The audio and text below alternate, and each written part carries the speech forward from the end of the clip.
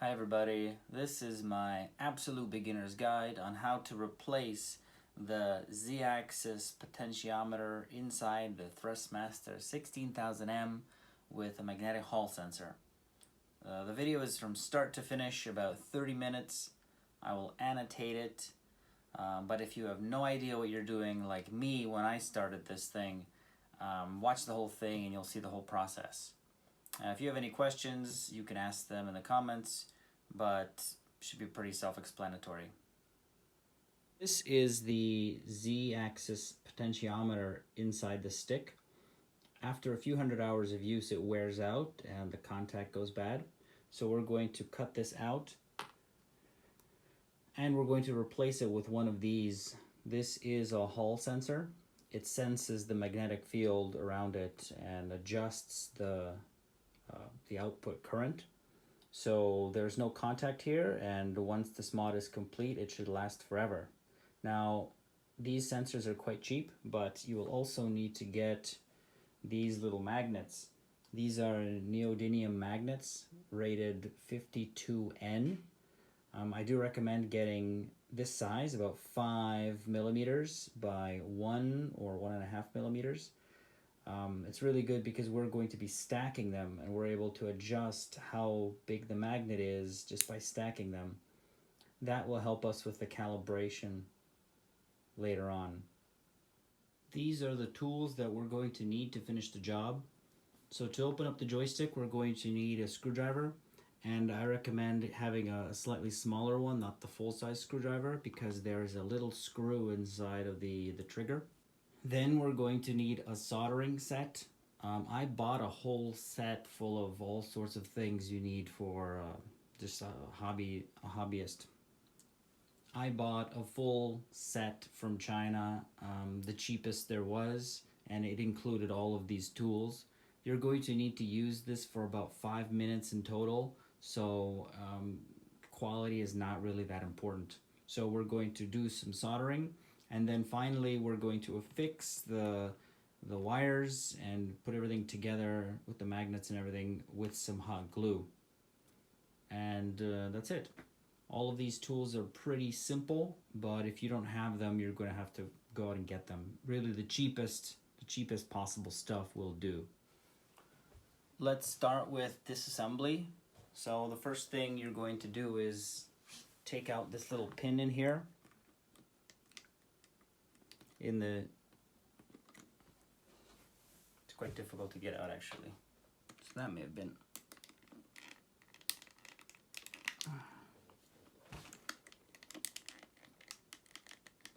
There you go.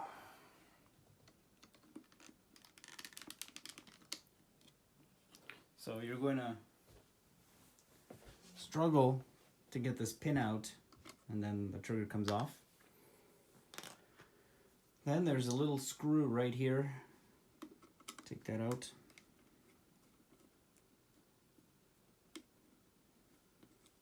Put these somewhere clever.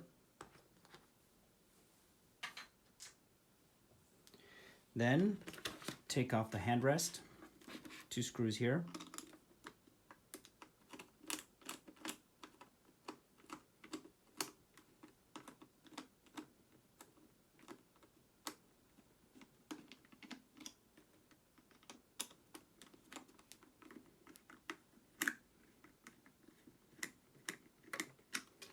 And it should come apart in 2 pieces, well, if you did it right.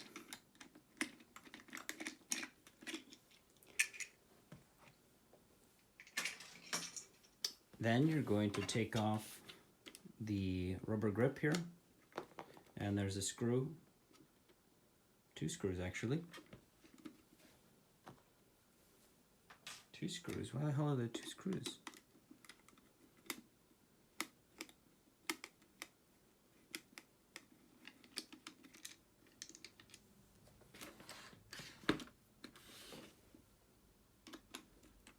This is the grip screw.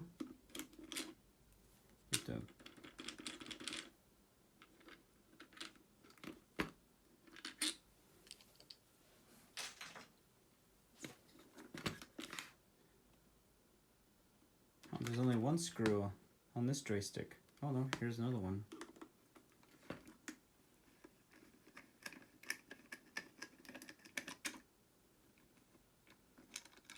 It's a little bit different from my other joystick. And now we can open this up. So it'll come away in two pieces. These two pieces you could set aside. We don't need to do anything with them quite yet. And there you have it. This is the sensor that we're going to replace. The sensor just comes off like this. And what we're going to do is we're just going to snip the wires here. But we will need this piece here. So you could separate it. So we're going to be using this piece. But this sensor and all the glue, I added some of this in my previous attempts to fix it. We're just going to snip it right off. So let's do that now.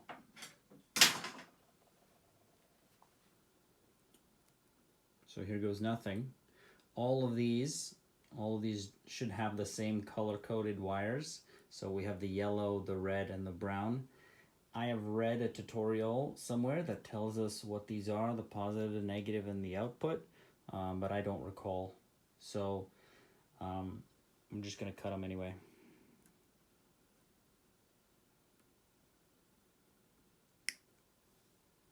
There you go. This is garbage now. With this piece, we're going to mount our Hall sensor on this piece of plastic. So what we're going to do is we're going to feed these wires through this hole and then place this back on. So these wires are going to go around like this. I'm going to expose the wire ends here. So I'm going to use a knife to just gently score. You only need about 4 millimeters. 4 millimeters of wire exposed, not too much.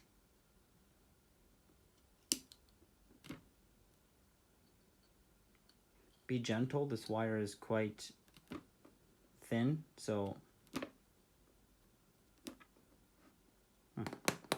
that didn't work out well.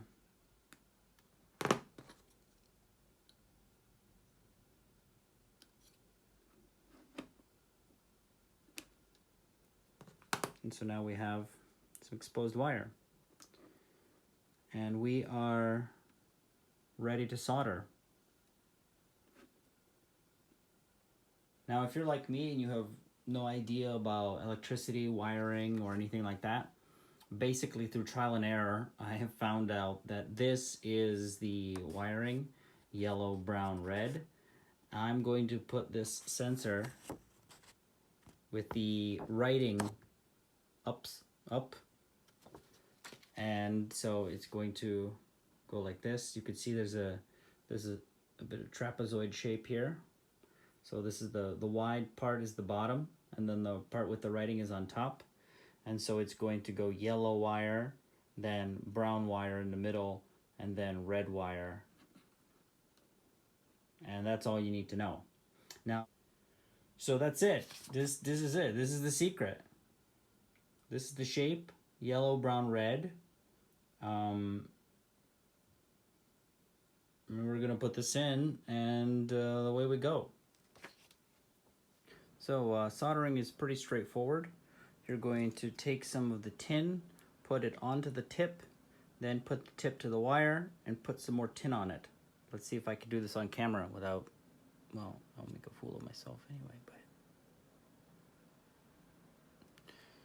just like that. And you can see how it's turned silvery, so it's been sort of impregnated with that tin, and that's good.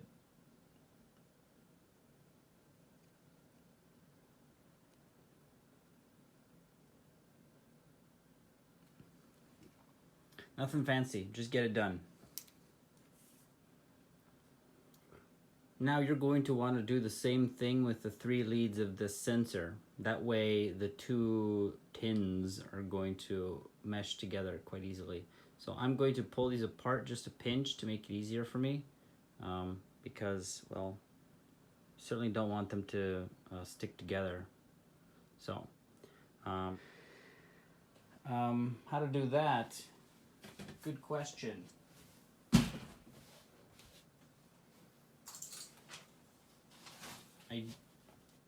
I don't have 3 hands, so I'm going to just, oops, let's paint. So I'm going to clip this onto here just so, I don't know, you can see, or I don't know if you want to see, but any way you do it is fine. Same thing. Tin on the tip, tin on here, tin on the tip, tin on there.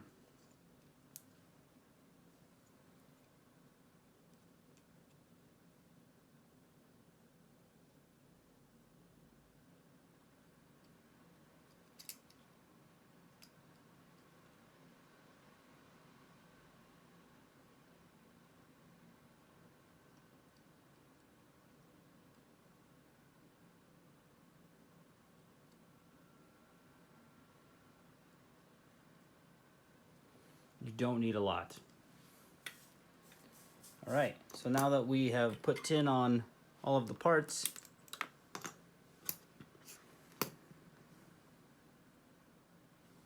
it's a little bit ugly.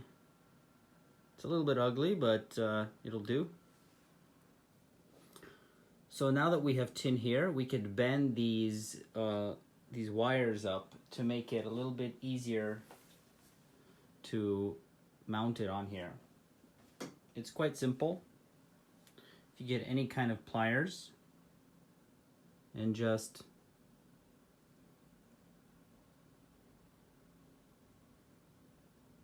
bend it like so.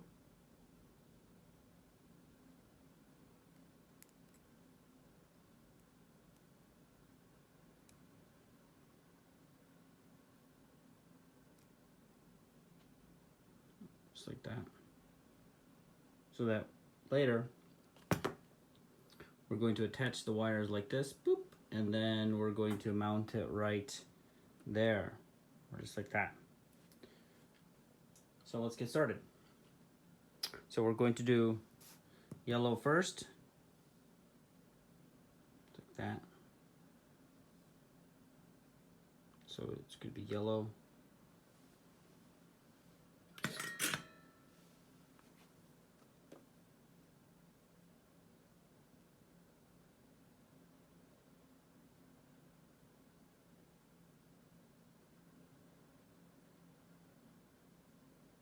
Nice. Then brown.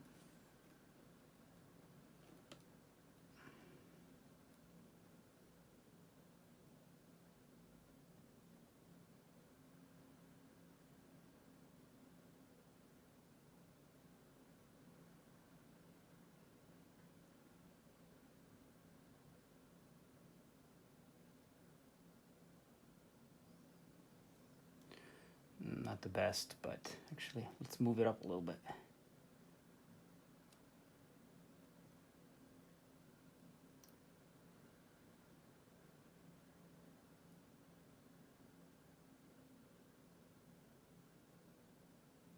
Good.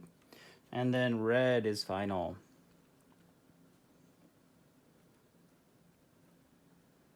Again, make sure they're not connected.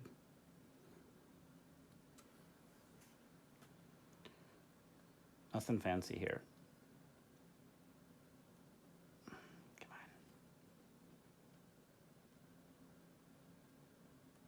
Struggle is part of the fun, right?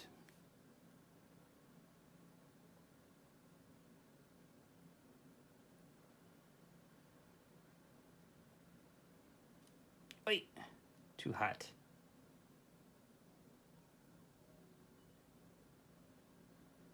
All right. Second time ever soldering and on camera. Not too bad. So that's what we get right there. So in the end, what we're going to do is we're going to put these wires back inside, and the sensor is going to stick out just like this at the top here.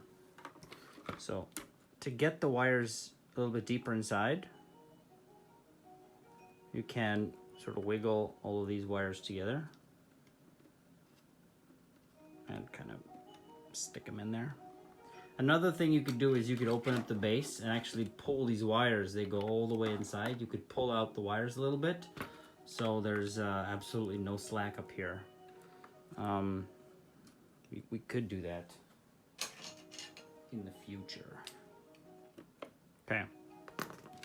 So now, when we have about this much sticking out, that's when we break out the glue gun.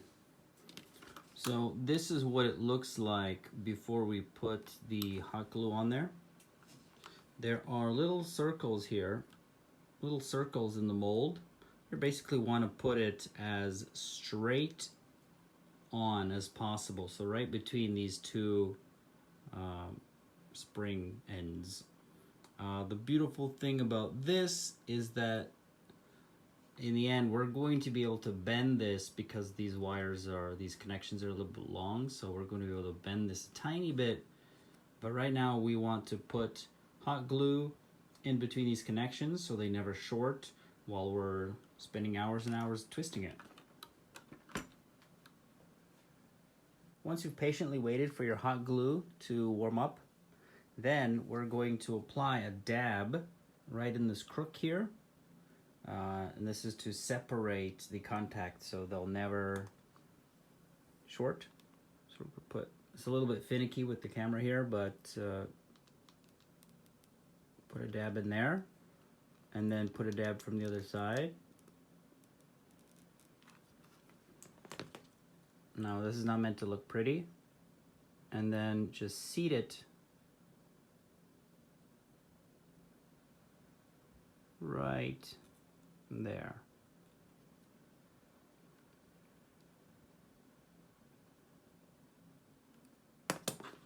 And then we could put another dab top. And just hold it there for a second until it cools.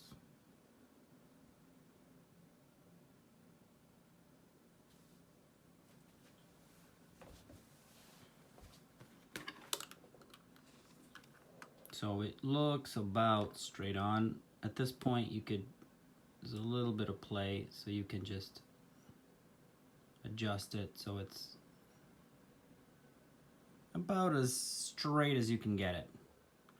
And now we're going to wait a few minutes for this thing to set. That's what it looks like. It's not pretty, but it should do the trick.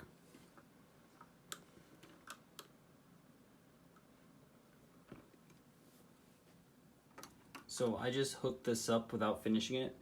It's a good idea to test it just to see if it works or not, if you've wired it correctly or not.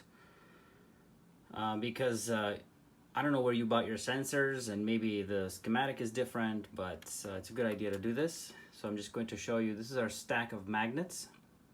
They're going to be right here, and so when the magnet gets to one side, it shows one input, and then to the other side, it shows another. So it's going to move like this, like that, inside the joystick.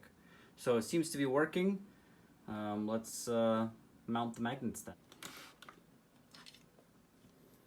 All right, we're in the home stretch now.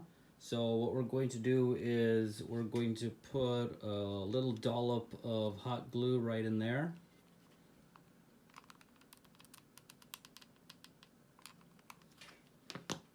And then put the magnet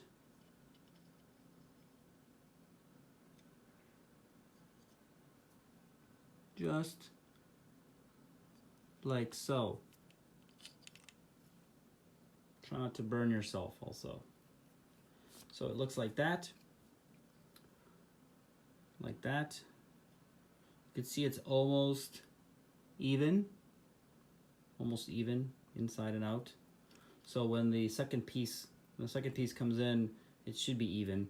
So now that it's in there, we're able to adjust the size by adding more magnets or taking away magnets from that side. So what we're going to do now is we're going to just mount this on. Get the wires out of the way.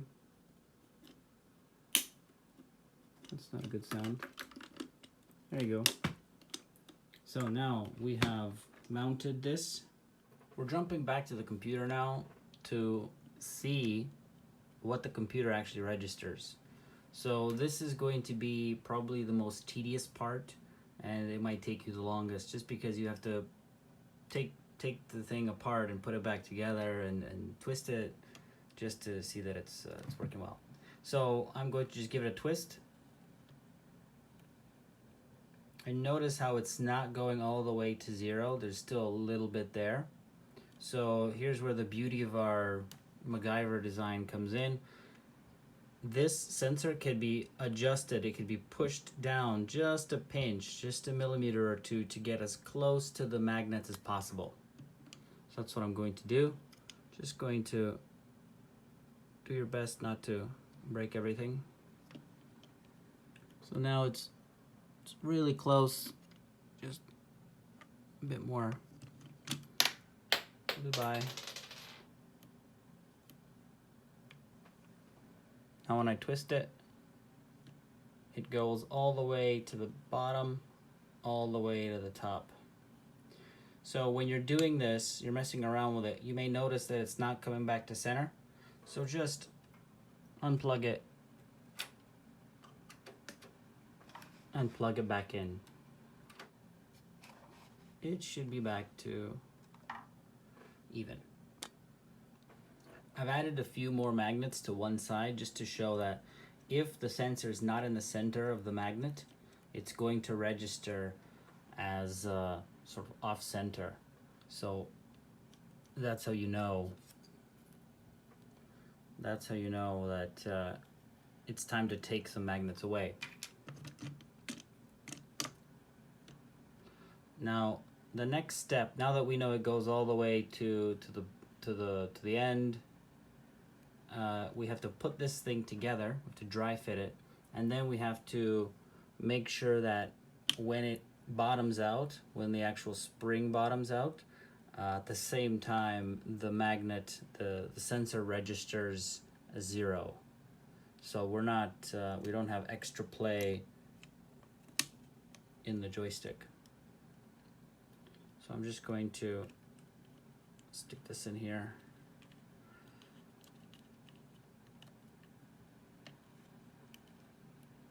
And try.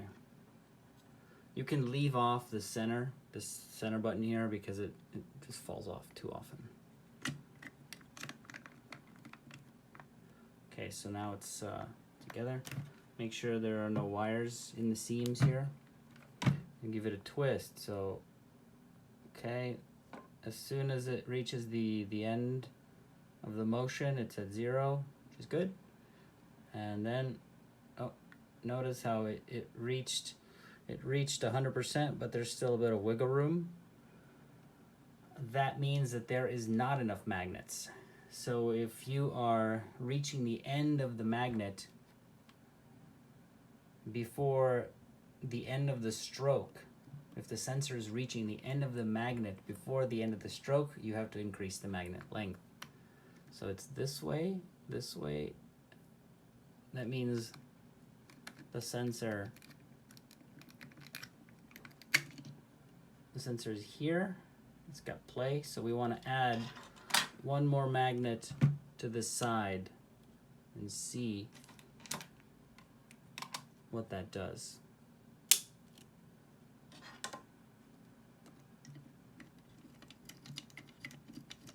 Really gentle wiggling is the key here. You don't want to pinch any of these very thin wires.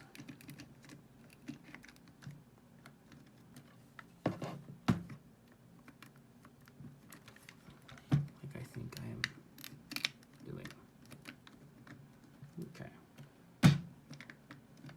Yeah, something's wrong.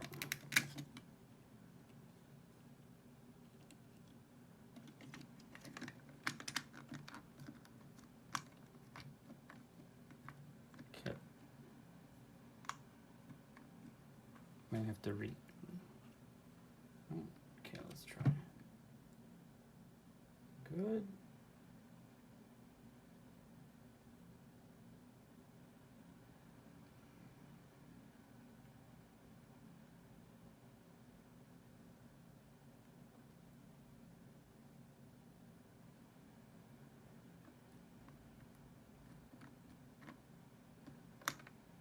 I mean, it's not a vertical, all right? It's not a vertical, but I think I would call that reaching the end of the stroke. So there you have it. Now I'm going to put this thing back together. There may be short black and long black screws. I think the long black ones go in the bottom, in the base, and the short ones go here. Let's test out that theory.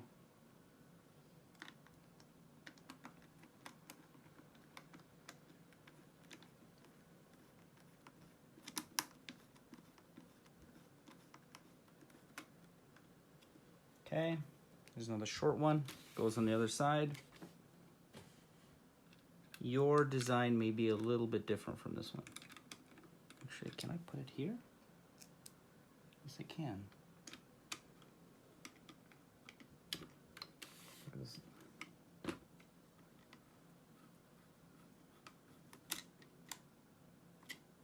We've got these both screws on this side. Then we could put the tiny screw back into the trigger. Remember not to over tighten anything. As soon as you feel resistance, it's time to finish. This is my left hand stick.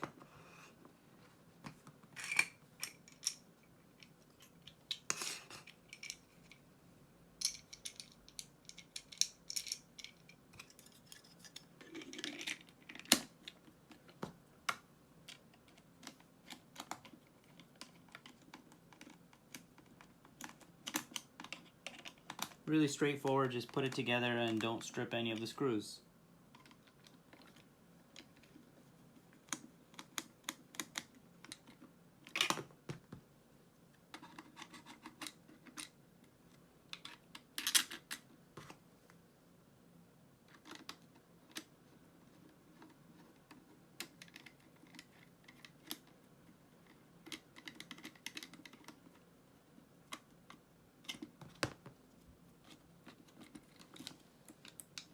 And last but not least, this annoying trigger. All right, and that's it. Now it's done. Everything's together. This took a bit of forcing, but there you go. Last thing to do is just to hook it up to the computer and see what it does. Hopefully it does the right thing. In this prologue, I just want to acknowledge that I got the instructions and the idea, basically, the sensors and the magnets and all that, from a tutorial, some written tutorial on Reddit, I think, or maybe on a Elite Dangerous forum. I couldn't find that again. That's why I made this video. So hopefully I can make this easily searchable so anybody could find it. But it's thanks to them having figured out that that's the right sensor, the 95A sensor, that's the correct one, and the magnets have to be 52N. They did all that. I just sort of put it together. As you saw, it's not that hard, so give it a shot. It's not hard at all. The hardest part was waiting for the things to arrive, and then you just do it in like half an hour, and you get a really nice stick that doesn't wiggle and jiggle and do all sorts of things when you're playing. So, that's what I would just say. Encourage you to do it. And then finally, the T16000Ms are, I think they're really cheap and terrible. So, I mean, I wouldn't recommend anybody buy this at this point. But after having fixed that, I don't feel bad selling them to a complete newbie for cheap, just because I know they will work. They do work. They will work in the future, and I can sell these and upgrade to better sticks. So yeah, give it a shot. It's not that bad, and I'll see you around.